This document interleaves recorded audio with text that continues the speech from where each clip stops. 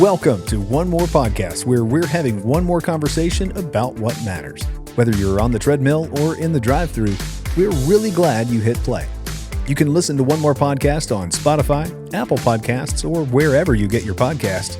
And you can also watch every episode on YouTube or on Spotify. And hey, if you enjoyed today's conversation, do us a favor, subscribe, leave a quick review, and share this episode with a friend. Seriously, you never know how a simple share might impact one more person. Coming up in today's episode. You know, I think we have quickly moved from disagreement to division. And those are different, right? America was kind of built on the idea of disagreement. Yeah. But not division, on unity. And I think that's a dangerous thing. I think we increasingly view people as enemies instead of as neighbors.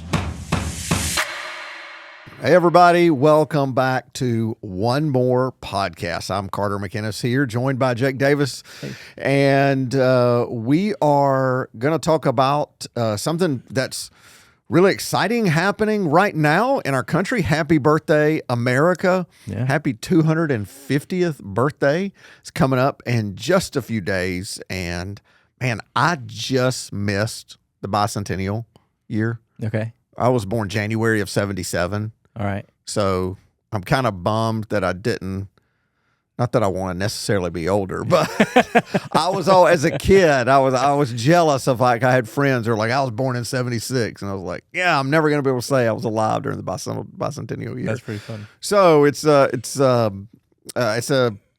monumental time for our country. And one of the things we do in this podcast is we say, hey, what's one more question you have? Like a Q&A. And as I thought about this topic, a question that I had is just to think about from the perspective as faith leaders and in the space that we occupy in the church, as followers of Jesus and as leaders in Christian faith.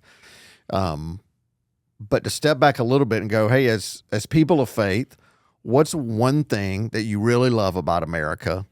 And that can be like really simple or something really profound. There's lots of things. What's two things you really love about America? And what are two things, particularly as a person of faith, that concern you for the future of America? Because I think we would all say we've got some concerns about America.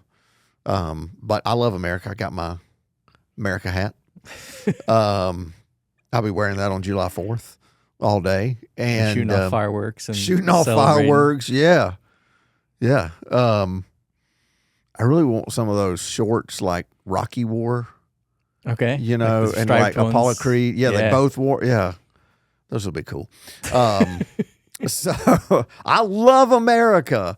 And yet I think almost anybody would say, and I have some concerns. You know, nobody says everything's perfect right now in our country. So yeah, I think that for most of us, I would think that when we think of our country, there's a little bit of pride there, and there's probably a little bit of skepticism, probably a mixture of both. But I do think there's been, like, recently this idea that, like, we can't be critical of it, or if we're critical of it, it means we don't love it. And I just don't find that to be true of anything else in my life. Like things that I love deeply, I'm actually the most critical of. Yeah. Because I want them to be better. And if you don't look at things through a critical lens, then how can they improve? Yeah. And I love America, and I want it to be better. And so that's where my criticism of things comes from, especially the things that I'm going to talk about today that concern me about the future of America. Yeah. My heart for it is to be the best it can be. Yeah. And you know, my hope is not in America, right? I have hope in the kingdom of God. But I do want America to be the best that it can be. Yeah. Yeah. I mean, well, one of the great things about America is you can critique it. Right. We have the freedom to do that. There are places you can't do that. Absolutely. And critiques over the ages, over these 250 years, have helped us move forward. Mm-hmm. Critiques of, hey, why aren't we letting women vote?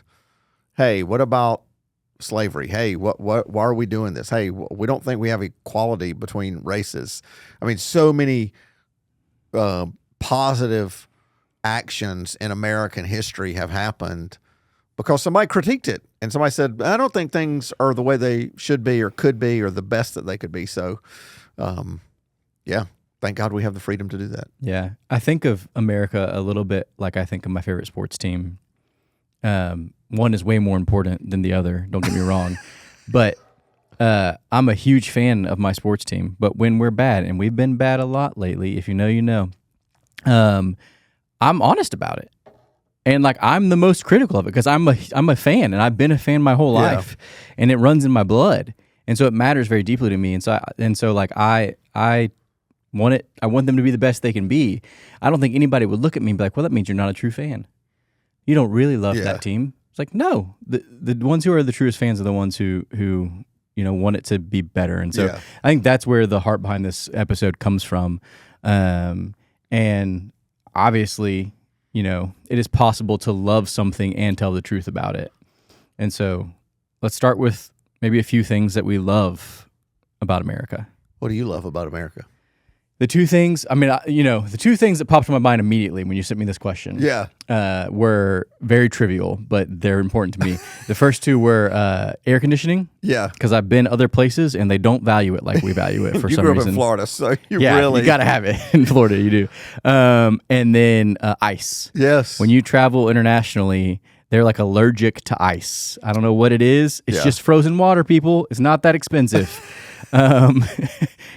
Yes. I love having recently been to the UK. Yes, I think more than the 4 cubes. Can I have exactly? We're gonna get 8, maybe double digits. Let's see if we can get that thing. We love ice so much in America that we invent new types of ice. Yeah, I think this is a Southern thing. Like I'll fill up the cup with ice, especially if it's a place I can get free refills. Yeah, absolutely. Lots of ice. Yeah, lots of ice. Yeah, well, I like my homes and my drinks cold. Yeah. So though in a lot of places in Hawaii, which is America, don't have air conditioning. Yeah. Because they don't really have the humidity. Sure. But yeah, I didn't sleep as good. Yeah. I got to stay with a friend, and it was great. It's Hawaii. It was free. It's a free place to stay. I'm not complaining. You can't beat that. I'm just saying, like I could have used a little more air, a little cooler. Yeah. Yeah. Those aren't my actual answers. Right. We're not ending the podcast there. The first serious thing that popped into my mind is I love that one of the central ideas around the formation of America is religious freedom. Mm. That that was kind of at the center of why the forefathers, when they decided to break away from the British Union, was this idea of like we want the freedom to choose our own religion, to not be told by the government what to believe. And I think that's so crucial to kind of the heartbeat of what America is. And I appreciate that about it, obviously, because I'm a religious, right? It's a big part of it. I want to have the freedom to worship how I want to worship, to read my Bible and not be concerned about that, to pray publicly, and then to bring my religion into the public sphere, right? And then also I really appreciate this concept that goes along with it, the separation of church and state, right? That the government can't tell the church what to do, and the church shouldn't be the one running the government. Yeah. I think that's really important for how we approach politics, and that really informs how I approach politics in my personal life, right? Yeah. Is that like I can be members of both of those kingdoms, right? I can be a citizen of America, but know that my ultimate citizenship is in the kingdom of heaven. Yeah. We always say something like this on Memorial Day, and that weekend. It's just like we just don't take for granted that people died to give us the freedom. That there are countries that you can't assemble to worship whom you want to worship. Mm-hmm. And one of the things about that religious freedom is I think it reflects the heart of kind of God's design for humanity. Mm-hmm. Like he did not make us robots, and he did not want to take us by force. I mean, even going back to the Jews, like the Israelites were to be a light to the nations, right? And then in the end of Matthew or the beginning of Acts, either one, as Jesus is kind of preparing the disciples to leave and hand this thing to them right at the beginning of the birth of the church. It's like, hey, you're to be witnesses, and you're not. It's not about taking over the government. You are to invite people into this movement, into this kingdom, and the idea that they're free to do it. Yeah. And I think if a big part of following Jesus is his call on our life, not just on the original disciples, but on our life to share our faith. Yeah. And to exist in a country where I can live into that part of my identity in Christ, where I'm sharing my faith without fear of, like, that's not allowed. I can't do that. No, man, I can freely share my faith and evangelize, and share, the difference that Jesus makes in my life, and not have to fear. Like the biggest fear that I have is the fear of rejection. And when you look at the global world, right, there's just so many places where people who follow Jesus don't have that freedom. Yeah. Where their biggest fear in sharing their faith is, am I going to end up in prison? Yeah. What's going to happen to my family if I talk about my conversion? And so I think that that's a huge thing. And I think there's been this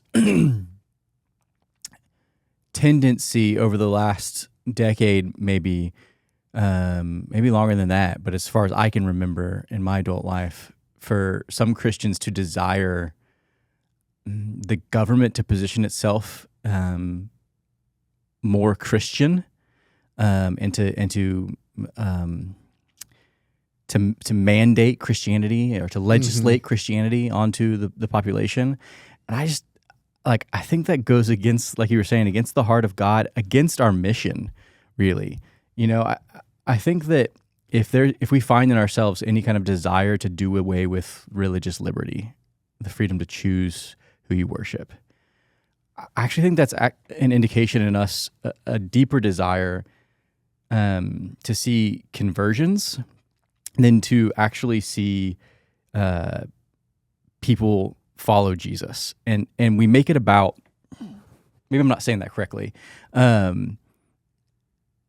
it's about trying to coerce people into conversion, instead of actually getting them to choose to follow Jesus. And I think that comes from a place of, like, comfort, of not wanting to have to see people for who they truly are, and to meet them where they're at. I think maybe it comes from, like, a fear of the other, this idea that, like, I don't want to interact with people who are different than me, and so I want the comfort of a country that sides with me. And I just think that's not the way of Jesus. I think the way that Jesus, went about his ministry was through suffering. And I think when we want to do away with religious liberty, it's because we want to avoid the suffering that it might take to convince people to follow Jesus. Yeah. Well, I mean, so the founding fathers had lived that. Right, absolutely. They had lived state church in England, and having recently been over there with our partner church, the Forge, who we've had on this podcast, it was just really fascinating to see, like, kind of the state of the Church of England. Absolutely. It's dying, and all these villages have these, not necessarily huge cathedrals, but these ancient stone cathedrals. Some of them are small, some of them are larger, right? That have virtually no functioning congregation. They're down to 6 members, 10 members. But they're state funded, and they have buildings but no power, right? The doors are open but no one comes in. Yeah. Because there have been compromises made over the centuries. Absolutely. Because of the partnership with the state, and I mean, it's just I'm so grateful that our founding fathers saw that and said, that's not what we want. That's not healthy. That's not good. And ultimately for the church, I mean, and really that's what it was about. Yeah. It was about, no. You do not want the government involved with the church. Yeah. Right? You do not want, we have seen it. It wasn't, of course, the church, meaning the people of God, Right. Christians, ought to influence every sector of society, including government, as they are elected or as they vote or as they're involved in local policies. But we do not want, they just said, I'm so grateful for their wisdom that they saw that. And so when we step back and go like, well, I don't know, maybe it'd be pretty good if they're on our side, like if they're on our side, and I'm just like, but you won't always have the power. You won't always have the majority. And I mean, and even now, and that just gets into really dangerous waters.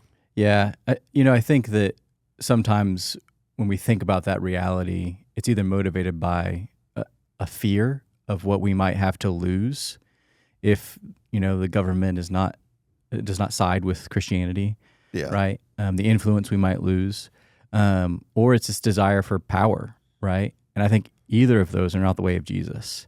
And Paul says in his letter to the Romans that it's the love of Christ that compels us. Yeah. And we are not to be people who are compelled by our fear or our desire for comfort or our desire for power.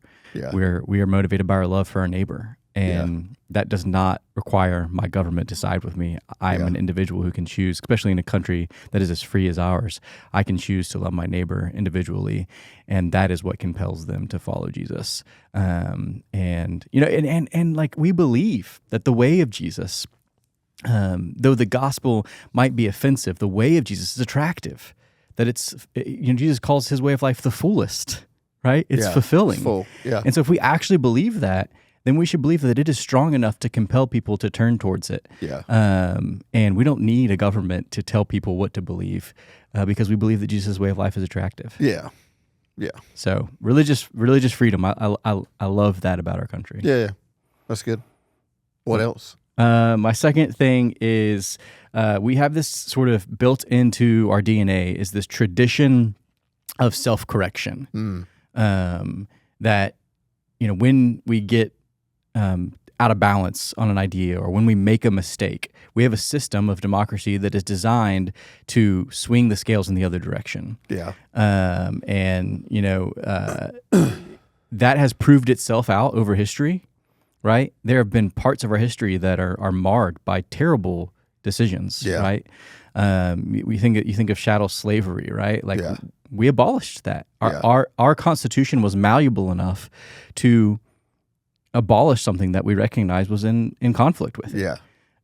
We said all men are created equal, and we recognize is the way we're operating actually believe that? Well, no, those things are not incongruent, so let's fix it. Yeah. And that has happened again and again with the civil rights movement, with women's suffrage, and that type of progression that happens in our society as a result of the way that our democracy is constructed around this Constitution that we can amend and change, I think is a huge strength of the way that we do government. And I love that about our country. Yeah. That we're, even in seasons where it may feel hopeless, like we've lost the plot, there's always a way back. Yeah. Yeah, I mean, it's the Constitution's a living document. Yeah. Right? I mean, it is complicated to get an amendment passed. Mm-hmm. It's been a minute since we've had one. Right. But it can be done. Mm-hmm. Right? If enough people say, hey, this needs to change, it can be done. And just the idea of the Supreme Court with these individuals who are tasked with trying to discern, are they perfect? No, but you're 9 really smart people trying to discern things that the founding fathers could have never imagined, but the system was set up in such a way that's like, hey, it's their job to interpret this document for whatever comes in the future. Mm-hmm. And there are going to be things in the future that we don't know. I mean, like real soon with AI. Absolutely. Right. That the Supreme Court's that founding fathers could have not imagined. We couldn't have imagined 10 years ago. Right. But and the Supreme Court's going to have to decide how does the Constitution fit with this? Might we need an amendment? We might need an AI amendment. It's possible in the next 20 years. Right. But that we can do that, and that that is a great thing. Mm-hmm. Yeah. Yeah. I think about, some people will say things like, when talking about the current political moment of, this is the most divided our country's ever been. Yeah. And we've talked about this like that. I think that's, I'm not trying to downplay the amount of division that is currently occurring. I'm going to talk about that later, actually, in my concerns. But I think it's kind of crazy to take that stance because we literally fought a war with ourselves. That's right. So I think we've been more divided. That's right. I mean, can you imagine waking up and your spouse or your neighbor comes and tells you, our state left the Union today. Like, that's how divided we are. We fought a civil war. Absolutely. Yeah. And I say that because Martin Luther King Jr. Lived at a time that I would say was pretty heated politically. Right. Pretty divided. 1960s, yeah. He died for the things that he believed and stood for. Yeah. He said this about our system of self-correction. He said, the arc of the moral universe is long, but it bends toward justice. So if someone who lived through Jim Crow and the Civil Rights Movement and saw his people on both sides of that oppression and liberation had that kind of optimism about humanity and about our union, that arc, it might be long, it might take some patience and some suffering, but it bends towards justice.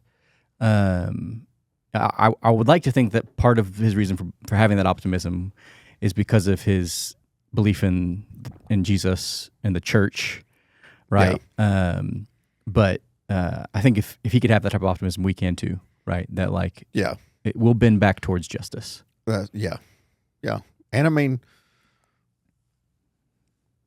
and I'll talk about this in a minute, but I mean, it was just kind of a grand experiment. Yeah. I mean, it's one of the things I love about America. It's kind of this grand experiment. What you said, like, we're going to put into the hands of future generations a nation and problems which we know we can't see coming, but we're going to trust the character of the people, and the leaders they'll have the freedom to do whatever needs to be done, that they won't be limited, that they won't have constraints on them. There will be checks and balances, but there won't be constraints of what they can't do to fix. And this is a great thing. Yeah. So what about you? What are some things that you love? So there's a couple of similar things. One is I do love that. I mean, we are that in the what we call classical liberalism, like this, that we are this liberal democracy that stood very different from the world. We're this democratic republic that everyone gets a voice, that it is it's the famous line says that it's a government of the people, for the people, by the people, right? I might have got those ofs and bys and fors backwards, or I don't know which one comes first. But that the people are the government. Yeah. That if we don't like what the government's doing, we can change it. We are to blame. Like we can vote out every politician in Washington. Like, those are the rules. Yep. It's this beautiful thing, I read Carl Truman. I got this book over here, and one of the things he says, he goes, the thing about democracy is, because it's a really good book that it kind of explains like what is socialism, and like kind of like how we got to where we got as a country.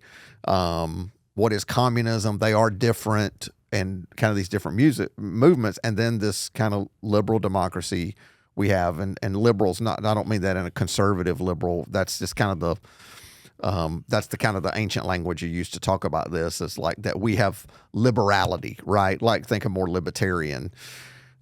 He said, here's the things about democracies, though, is that you have the freedom to make bad decisions. And so, but I love that it can be self-correcting as you can. We do. And that's what, that happens at the local level. But I mean, I just love that nobody's community, nobody's state, nobody's region, and even our entire country, it's up to the people. And if we don't like it, then you can go to the polls the next time. You got to live with the decision for 2 years, 3 years, 4 years, depending on the office. And then you go back to the polls, and it can be self-corrected.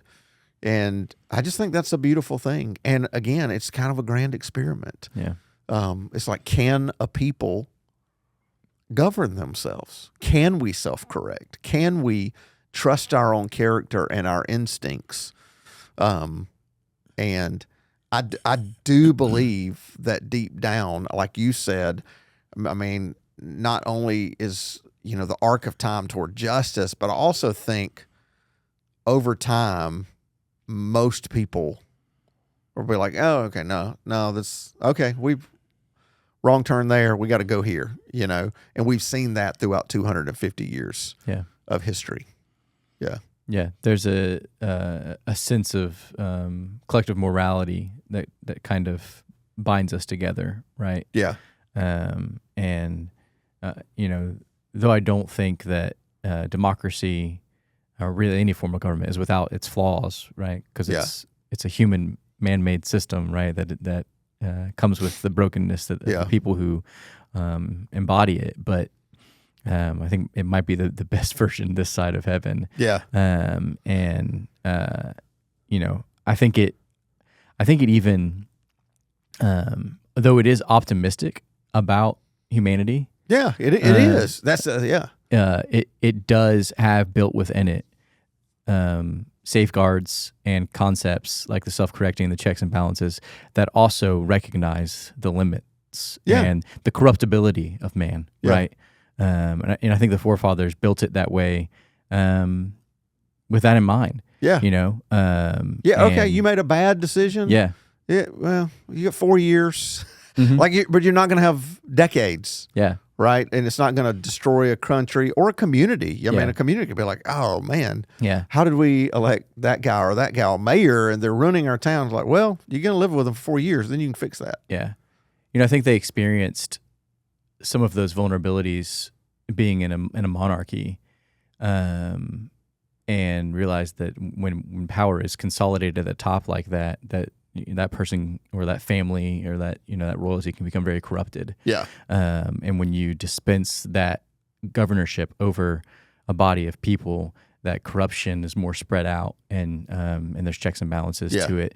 And I think of like George Washington, right? The way that he so deferred power, like he like people wanted him to become king, and he kept pushing it away because I think he understood, like, no, this experiment necessitates humility, right? To be like, I don't need to have all the power. I can't be trusted, and maybe even if I could, the next person couldn't and shouldn't have this power. Yeah. And so I think that it understands that about man.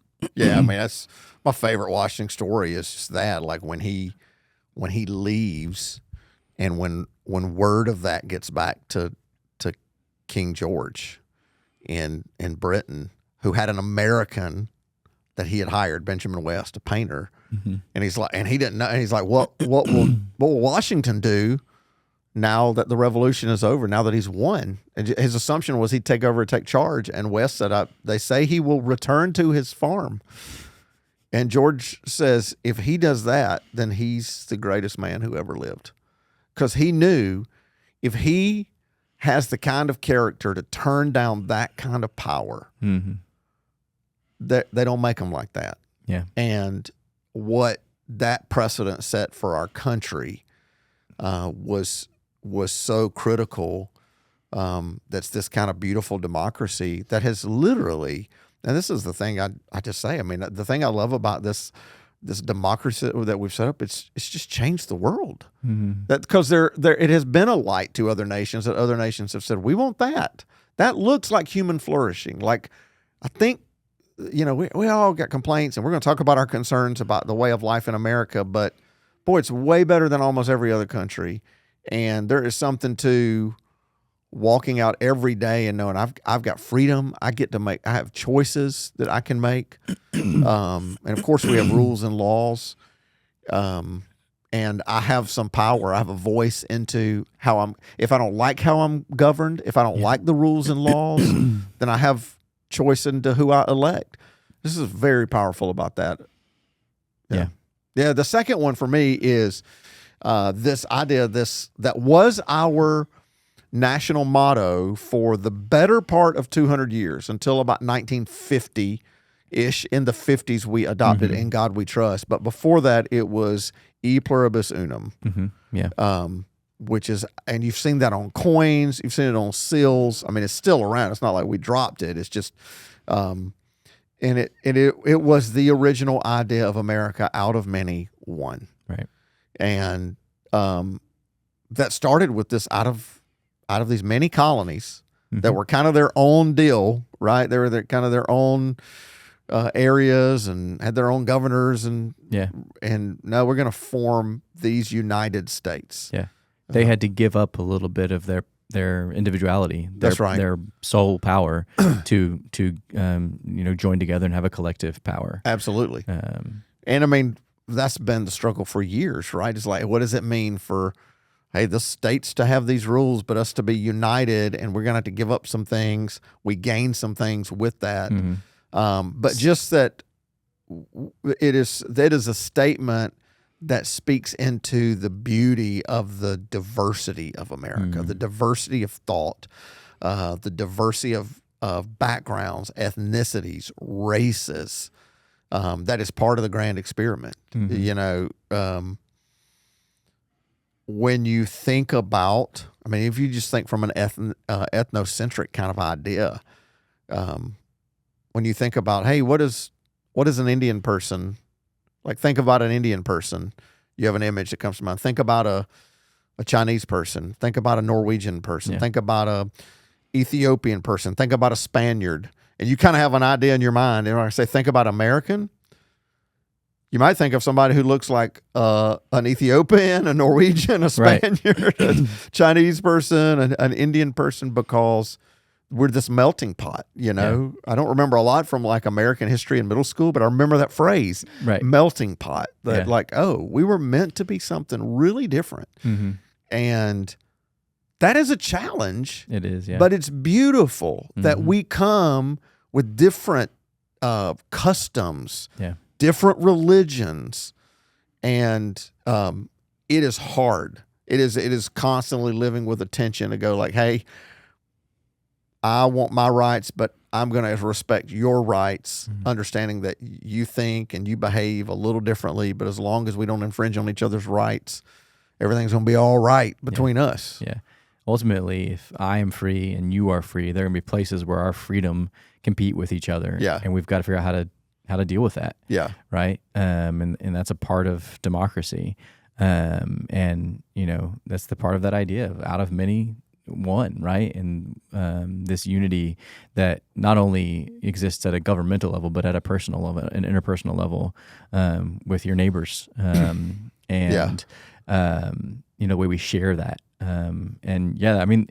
That part of America brings me great pride, right? That we are diverse, that we have space for people from different backgrounds, and I hope we never lose that. Yeah. You go to other countries and it becomes really, really poignant really quickly. They're like, oh, everyone here is pretty much the same. And boy, we're not in America. And that's a beautiful thing. And that gives us strength. Yeah. Certainly. And there are certainly different parts of our history and different paths for how that diversity got here that is challenging, right? Yeah. And that causes you to stop and kind of think about what does that look like and what do we make of our diversity? But just the idea that the opportunity in America, the freedom that exists in America, attracts people from all over the world to come and take up citizenship here, I think is something that we should be proud of. I think perhaps in recent years we've lost a little bit of that, right? As one of my concerns kind of speaks to this concept of, that we have begun to fear people from outside coming in because maybe their way of life is different than us, or their worldview is different than ours. I think that we certainly have to have laws around that. Yeah. And we have to have policies around how people come into our country and take up citizenship here. But the fact that we are open to that, I think, is something that should be applauded, and that we try not to lose. Yeah. Yeah. I was thinking about, like, what is American music? Right. Which, if you think about other countries, if you think about their kinds of music, boy, you just get like, it's pretty narrow, stylistic. Yeah. But American music is everything. When someone says to me about like a restaurant, like what type of food is it? And they're like, it's like American food. I'm like, I do not know what you mean. Yeah. Like it has burgers. Yeah. Because those are not American. Yeah. Like the cheeseburger is not an American idea. Or like it has hot dogs, like sausage, a German word. Yeah. Like yeah. I don't like French fries. Yeah. They're called frites. They're called, yeah. In other parts of the world, and we call them French fries because they're from France. Yeah. So like the things you even associate as American have been brought over by other cultures. That's right. Yeah. And there's a beauty in that, right? And it points to like the shared experiment, the collective nature of what we are, this melting pot that you talked about. And I think that makes us stronger. Yeah, absolutely. All right, let's talk about what is, as a person of faith, what concerns you about America or the future? Yeah, my first one is the one I've been alluding to a little bit. This concept of political tribalism. Yeah. And kind of like how community, even like as a concept, is kind of fragmented in our society. Yeah. And I think political tribalism is at the center of that. I don't know which one is the symptom. Mm-hmm. I don't know if community started to fragment because of the rise of technology and the digital world, and that started to fragment our communities that has led to political tribalism, or if political tribalism is the thing that caused the symptom of fragmenting communities. But you can't really tear them apart because I think they go hand in hand. I think we have quickly moved from disagreement to division, and those are different, right? America was kind of built on the idea of disagreement, but not division, on unity, and I think that's a dangerous thing. I think we increasingly view people as enemies instead of as neighbors. I mean, we talk about this, and so let me give you an example. We talk about this in like church leadership. Absolutely, yeah. Like in our board of directors or our elders, we don't often have like really serious votes, but we have occasionally had some where we're selling something, buying something, making something that it's going to be a big decision. And what we know is, we don't have a policy that has to be unanimous. Most of the stuff around here is. We got a really great teams, really aligned. But we have had occasion where the vote was not unanimous. And what we say is, if you're on the losing end of one of those votes, then we trust the collective wisdom of that room, that these are good people and they've chosen differently, and more of them chose a different path. And when we walk out of this room, we're united. Because if not, how divisive would it be in the church? Yeah. And you've seen this in churches or businesses, to walk out of that meeting and be like, well, that's not what I voted for. I think they're crazy for choosing that path, which is what our congressmen do, right? I mean, and vilify each other. Absolutely. And we buy it hook, line, and sinker. And instead of, hey, this is what if we just took a posture of like, this is what is. This is what is. And now we're going to try to make the best of it because this is the new policy or this is the new bill that passed or whatever it is. But yeah, there's a huge difference between disagreement and division. And when we take our disagreements public, it becomes divisive. Yeah. And, I think that the digital world has made this so much more difficult, or maybe has made being united so much more difficult. It has made division so much easier, right? Because things like social media have taught us to categorize people before listening to them. Yeah. Right? And so you just put them in a bucket and you turn off their notifications. Yeah. I don't want to listen to that, right? Because it is not what I believe. Without actually listening to their story and listening to them and seeing humanity in them, seeing the image of God in them if you're a follower of Jesus.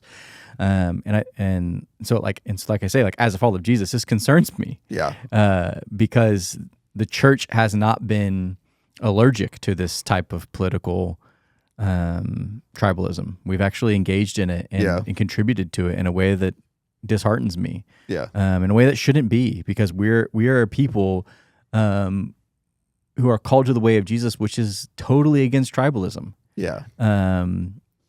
Jesus in his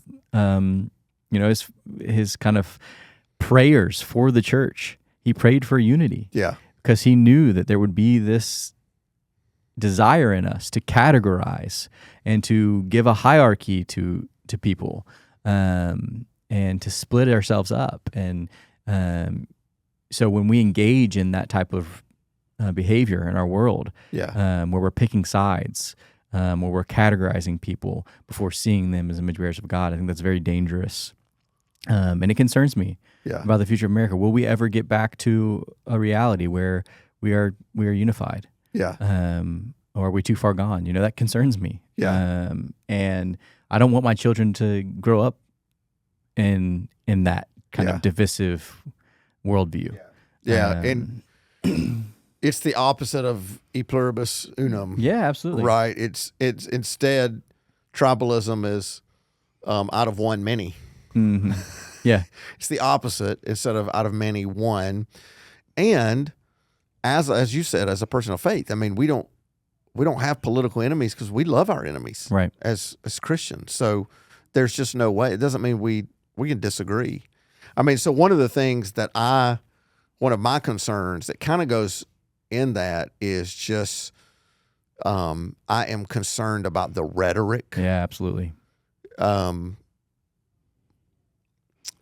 And I don't remember this as a kid. I don't remember this as a teenager. I grew up in the 80s and 90s, and it was not this way. And something's changed in about the last 20 years. Mm-hmm. And so there's this great story about Lincoln, and Lincoln had a temptation to have a short fuse sometimes, or to be terse. Yeah. And this is from the book Team of Rivals, which is a really amazing story about how Lincoln invited his political rivals onto his cabinet. He wanted diverse. Wouldn't that be something? It's like, that seems impossible. Yeah. And it says this is a story is told of an Army colonel who rode out to the soldier's home, hopeful of securing Lincoln's aid in recovering the body of his wife, who had died in a steamboat accident. His brief period of relaxation interrupted. Lincoln listened to the colonel's tale, but offered no help. So, this is like middle of the night or whatever, and am I to have no rest? Is there no hour or spot when or where I may escape this constant call? Why do you follow me out here with such business as this? The disheartened colonel returned to his hotel in Washington. The following morning, Lincoln appeared at his door. And this is what he said. I was a brute last night, Lincoln said, offering to help the colonel in any way possible. Like, we gotta return to that. Yeah. And the thing I love about it is, like, man, he was tired, he was frustrated, things come out wrong. And yet he was like, hey, I was a little much last night, you know. Let's get back. That's not like sometimes you just need some rest. Yeah. So one of the things that I think I wonder about, I question is this rhetoric thing. I'm prayerful and hopeful we get through it. Mm-hmm. I feel like we have these seasons where we have to really fight through figuring something out, and it's really ugly. Yeah.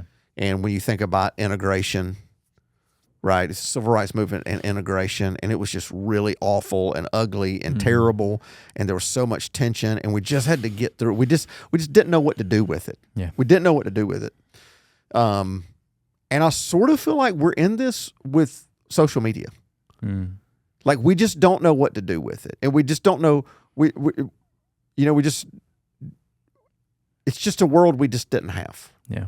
Whereas you had a generation who were like, oh, we've never gone to mixed schools.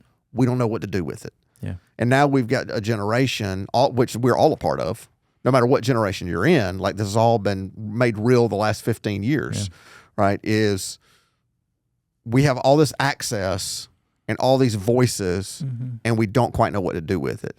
And I am hopeful that 30 years from now, humanity will know what to do with it a little bit, and we'll be able to say, "Hey, yeah, we finally figured out we can't survive this way." Yeah. You know, just like we sort of learn. I mean, you just think about integration. The first 5-10 years of integration, it's terrible. Yeah. How many people sat in their living rooms at night and said, "We can't go, we can't survive this way." Right. Like I think this we'll never get this right. And now it's the beautiful world we live in, right? Right. And I think social media can help us. I hope that we will get that way, that especially the generations younger than us will learn like, oh, that's not appropriate to say that to somebody or to respond online in that way or to demonize somebody. That's not the way we do things. We've learned how to have the freedom and not abuse it. Yeah. Certainly though, like our leaders have to lead the in way this regard. We've got to get back to a place where we can have decorum. Yeah. We can have rhetoric. Yeah. We can have debate that doesn't lead to distrust. So I see like glimpses of hope, of light, absolutely, in the guy, the Utah governor, and I'm not going to remember his name here, who sort of came to the forefront when Charlie Kirk was assassinated, and I remember watching the press conference and I was like, who is that dude? I don't know anything about his politics. I don't know what party rhetoric, he's in. But I was like, I like him. Yeah. And so I think they've got an election this November, and he and his opponent are doing commercials together. Yeah. And you're like, this is insane and wonderful. Mm-hmm. And man, could we ever get to that? I mean, that's a state level. That's not like, local level. That's state level. And that gives me hope that, hey, there are people in the political mix that have seen the world and said, and on both sides of the aisle. This is a Democrat and a Republican doing a commercial together going, hey, I disagree with him. And it's kind of funny. It's like, I disagree with him with this, but hey, he's a good dad. He's a good husband. Yeah. He's a good person. And they're going back and forth the other way. And I was like, I get emotional just thinking of I think America is hungry for it. Well, I would hope so. If not, then something's severely broken. Yeah, because we've seen so much throwing mud across the aisle. Yeah, the thing I love about that Lincoln story is the way that Lincoln recognizes his own humanity in that moment. Of I was tired, I needed a break. And I reacted in a way I shouldn't have and had that humility to do that. Yeah. But also recognize the humanity in the other person. Yeah. Of this guy's hurting and he needs my help. Yeah. And he just came to me at the wrong moment, and I can help him as another man, as a husband, right? Yeah. Who can understand his loss. And can you imagine? I think we just hotel. Yeah. So knock It's on your just door and you President open Lincoln. it. It's the President of the United States. Yeah. Hello, good morning. Yeah. I think my concern with tribalism extends beyond politics, though. Like I kind of see our society kind of being ripped at the seams, right? There seems to be more division between class, right, and race, and gender, right? I see this thing that I've kind of diagnosed as like the bifurcation of the genders, right? That like men and women, young men and women, studies are showing that there's a distrust, there's a drifting apart of the younger generation genders. Yeah. They don't share the same values, politics, expectations, worldview. And in many cases, that leads to them no longer just disagreeing, but they're actually struggling to understand one another. And we see this in every one of those types of tribalisms. We have completely different experiences of reality, where I could watch a clip of something happening and walk away with something happening in our country and walk away with a totally different outcome or opinion about that thing than my neighbor. And so in this way, we have maybe the most access we've ever had to information, but yet the least amount of unity about what that information actually means. Yeah. So tied up in this idea of political tribalism for me is this idea that like we have different sources of truth now in a way that is concerning, that makes coming back to unity more difficult. Yeah. Because and then you throw in AI into the mix and technology into the mix, where it's like, can you even trust that what you're seeing with your eyes is reality, that it is true? And that should concern us as followers of Jesus, because we're people of truth, right? Yeah. Jesus says that he is the truth. And so we should be people who pursue truth. And so I get concerned when I see followers of Jesus online spreading disinformation. Yeah. I'm like, this is not the game. No, right? that's not the game. Like we gotta be wiser than that. Yeah. And but the church, the body of Christ, should be the best at this. Yeah. And Paul in the book of Ephesians said that Jesus came to tear down the dividing wall of hostility. Right? We should be, if there's no other place in our society that fights for unity, the church should be the last bastion of hope. Yeah. I mean, that is how you change America. Absolutely. That's how you change the world. Absolutely. Is the world goes, what is that? Right. What is that? What are they doing? Mm-hmm. That looks different. That's what we want our neighborhood to look like. That's what we want our society to look like. What's their secret? Oh, we gave up every tribal thing. Yeah. For under the lordship of Jesus. Absolutely. Yeah. And we should be a people that reflect the vision at the end of time that we see in Revelation. Every tongue, every tribe, every nation worshiping God. And so we should be a place where people who live differently, believe differently, think differently, earn differently, came from different backgrounds, should be able to thrive and be able to coexist with each other. And that gives me a little bit of hope. Yeah. Right? That the local church has a role to play in tearing down these dividing walls of hostility and political tribalism. What's your other one? My other one is this idea of consumerism and power and how that corrupts us. And so kind of at the center of the American dream is this individualistic idea of I can be whatever I want to be. Pull yourself up by the bootstraps. Manifest destiny, right? And it's kind of a part of our DNA to dream and to exert effort to realize that dream and to earn and to gain. And that is not all bad, right? But I think it can be taken too far. And Jesus says you can't serve both God and money. And so especially for those of us who follow Jesus, right? There's this part of our American identity that is, I think, enticing to us that we have to surrender, right? That we are not all about consuming, that we are called to serve and to surrender. But I was looking back through history, and there's a historian who has an interesting quote. Alexis de Tocqueville. I don't know if you're familiar with his writings. He was a French historian who wrote The Democracy in America, which is like a 2-volume thing of kind of his observations of how democracy was working in America. And he said this over 200 years ago: "I know of no country in which the love of money has taken stronger hold on the affection of men." That's a reputation 200 years ago, and I would say is still a big part of the American reality, is that the love of money is a central part of our identity. Yeah.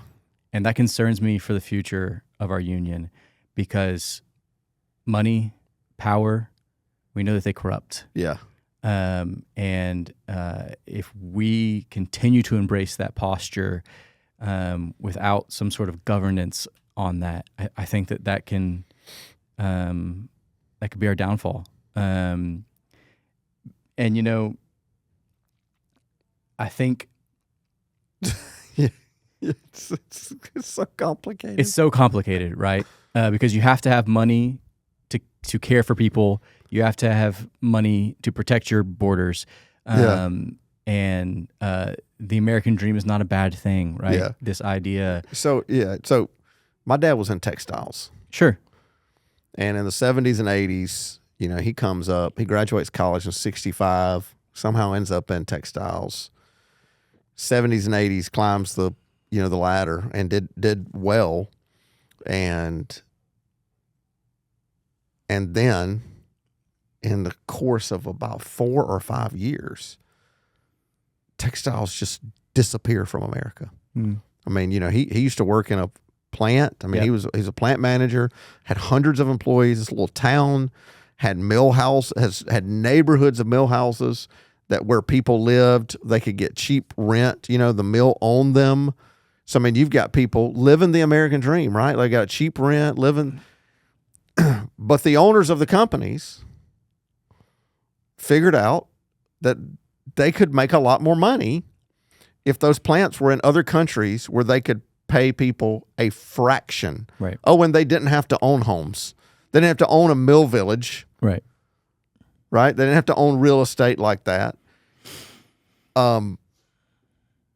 That's just, to those CEOs of those companies, that's just the American dream.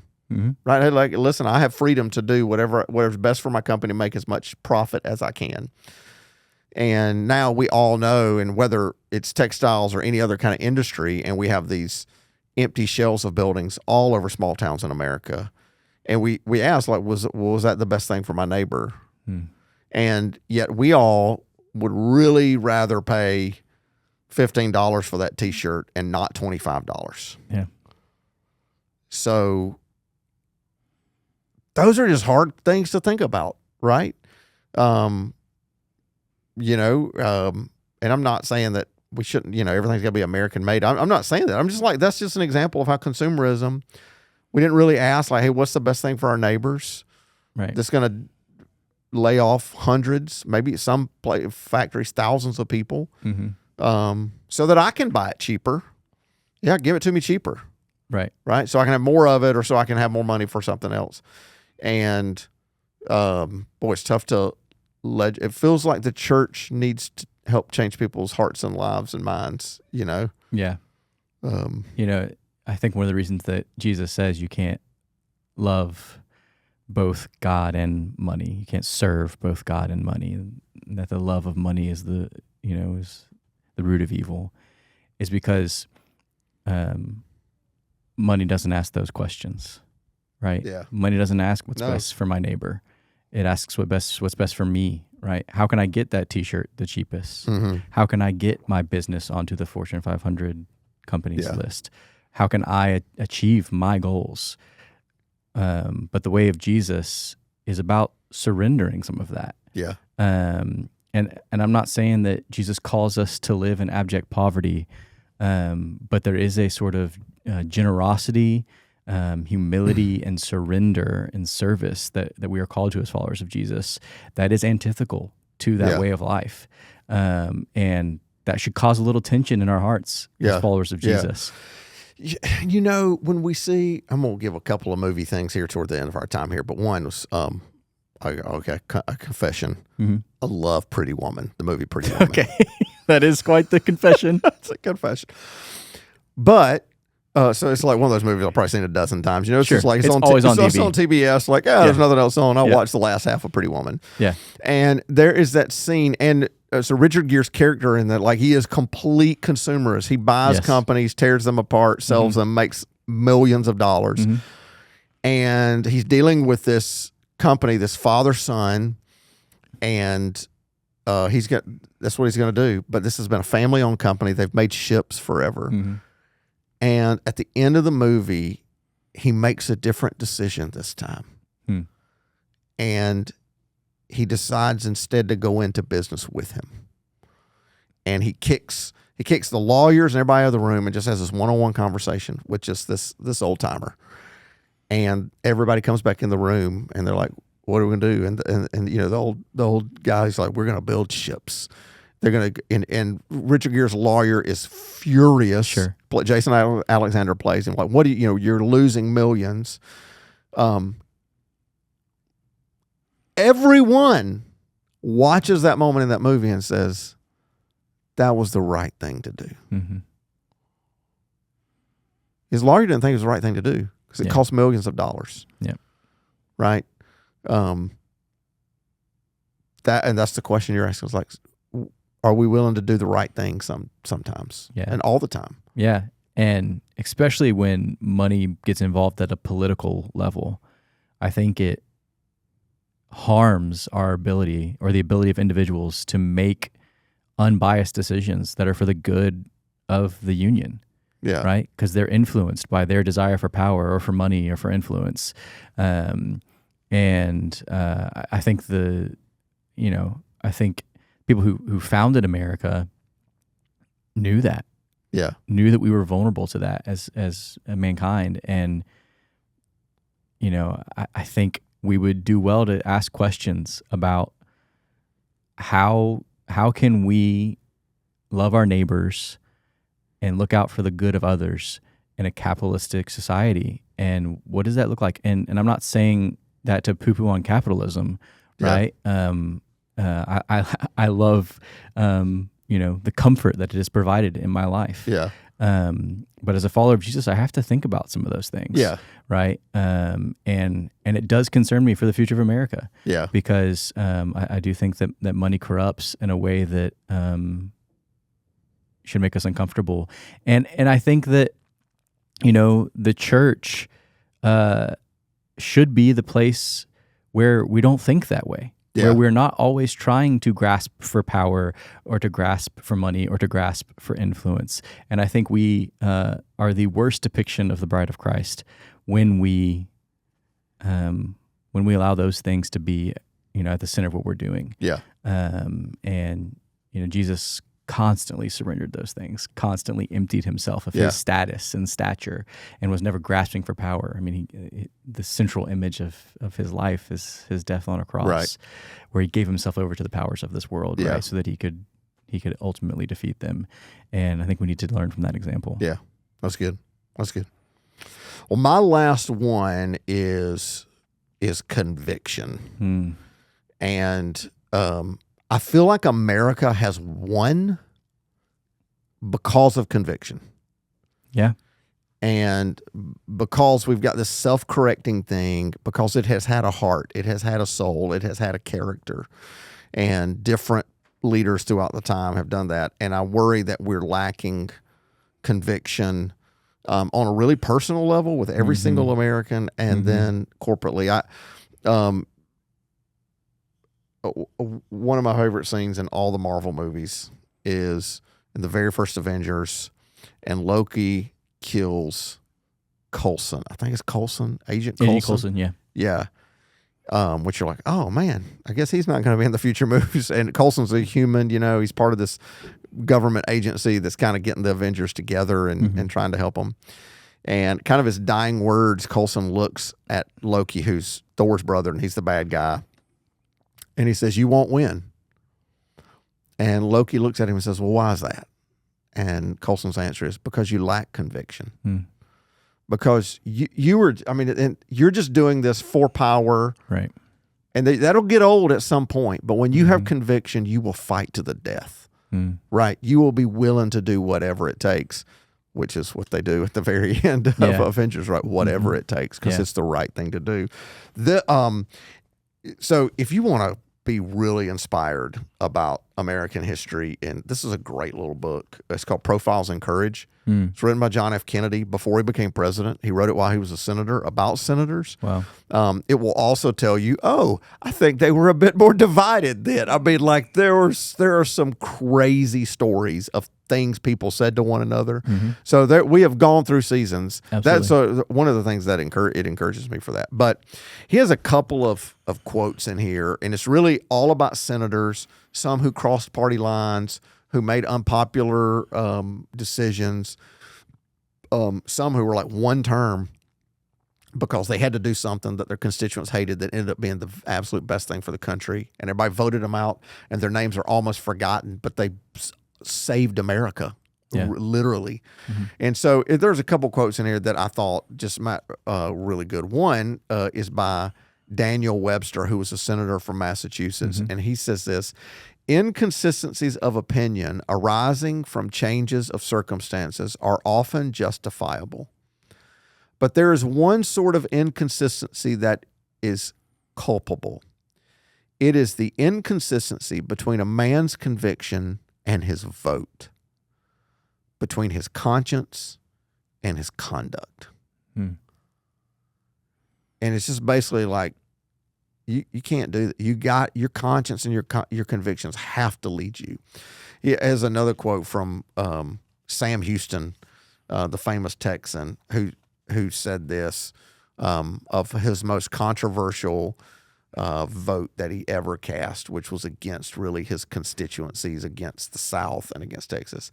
He says, Houston was later to remark, the most unpopular vote I ever gave, but the wisest and most patriotic. Wow. And I just read those and I go, do we have space for that kind of conviction in America now, in American politics? Is there room in the Democratic Party for a pro-life Democrat who says like, hey, I believe in all of our social policies. I'm not there. Maybe I'm an evangelical Christian. I just can't get there with this issue. Is there room in the Republican Party for a politician who is for universal free health care and just says like, hey, I think they kind of got that one right over on the other side of the aisle, but I like every other thing else we're about. And I just don't know. And that concerns me because, and even from a personal level, like we have to be people of conviction to say, yeah, hey, I align with this party or this candidate, but he or she, they're getting this wrong, or they're doing this wrong, or my party, here's one thing I'm not with them. I actually think the other side's kind of got this right. Yeah. And we're so afraid to do that now because of tribalism. So what tribalism has done, it has made us just throw out our conviction. Yeah. And convictions change the world. Yep. Right? Convictions were finally white Southern pastors in the 1960s who said enough is enough. Enough is enough. Yep. And I'm not going to be a part of a movement that's this divided and that's racist and causing this much hurt and harm. That's not what the scriptures say. And so convictions, I mean, they just have so much power because they fuel the right kind of energy, and we've got to have convictions personally, and honesty and a conscience to just not, because I just don't think, if we're all really honest, there's just no party platform any of us totally and 100% agree with, or any politician. Yeah. And so here's the thing about conviction. We got to bring that to the Thanksgiving table. Like we got to be able to have, or around the coffee table. Yeah. To be like, I think you're right. That person that you almost always disagree with politically, I think you're onto something there. And for them to go, oh, you do? Well, yeah. I mean, I think my side's a little backwards on that issue. Yeah.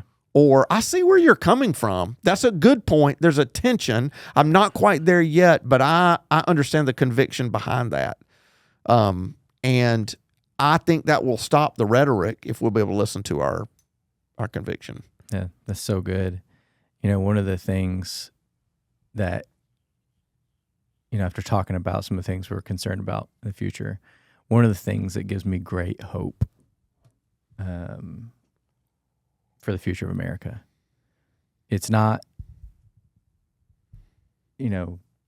politics, it's not economics, it's not technology, it's not a leader or a party, it's the church. Yeah.